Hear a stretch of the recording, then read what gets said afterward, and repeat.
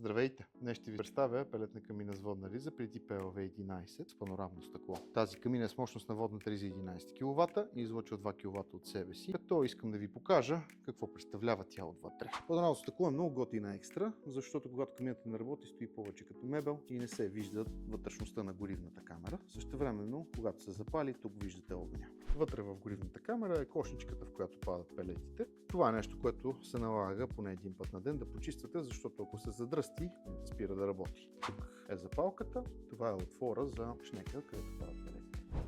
Това е пепелник. А в него, до част от комплектовката, имате дисплей, който се монтира много лесно. Ето тук отзад тези два болта се развиват, фиксира се дисплея, а това кабелче се боцка от задната му част в буксата, за да го свържем към управлението на камината. Отделно имаме захранващият кабел, който отзад се слага отново в буксата, обикновен стандартен, като компютърен захранващ кабел, крачета за нивелиране и тази ръкохватка, която се използва за почистване на водната риза от нагари. Тук отгоре на капака имаме два отвора, в които тази ръкохватка се слага, избирате си посока и завъртате по този начин 15 на пъти от всяка страна. Без значение дали камината работи или не, това се прави с цел тя да бъде по-ефективна и да работи безпроблемно. Ако забравите да го правите, може и да спре да работи в някакъв момент, докато не я почистите.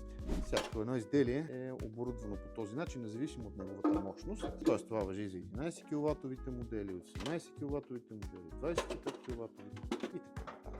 От дясната страна на горивната камера, т.е. на лицето на камината, имате ето този капак, който много лесно се отваря и се фиксира за нея с магнитчета. Отваря се като крило. От тук можем да видим всъщност какво има в една камина. Тук ви е помпата, над нея се намира платката. Това е кран за източване отзад, тръбата, която е за свежия въздух, зад нея е запалката. Това тук е шнека, който е свързан с бункерчето. Ето тук. Шнек отговаря за подаването на пелетите. От другата страна можете да намерите разширителния съд и вентилатора. Това прави камината много лесна за сервизиране и обслужване, тъй като не се налага да се разглавят капаци, за да се достъпи всеки един от тези компоненти. Отзад имаме извода за топлата вода, всички изводи са на 1 цол. Отдолу имаме колендъра, който е за студената вода, това е на помпата де факто извода. Над него ви е датчика за стайна температура, това за свежия въздух, тук е буксата за тока, за кабелчето. И това е вентилатор. На тази камина вентилатор е на Фи 80. На повечето модели, които са по-мощни от нея, т.е.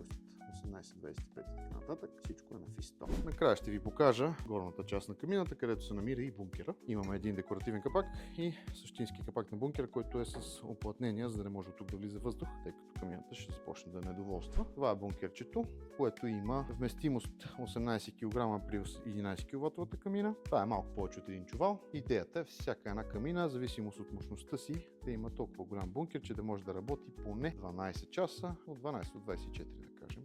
Работата, която може да изкара с едно зареждане. Това представлява изделието. Ако имате допълнителни въпроси, можете да се свържете с нас на посочените телефони, през контактните форми, дали в Facebook или в нашия сайт pottery.bg или на място в нашия шоурум, село Бусманци, улица Беговица 29.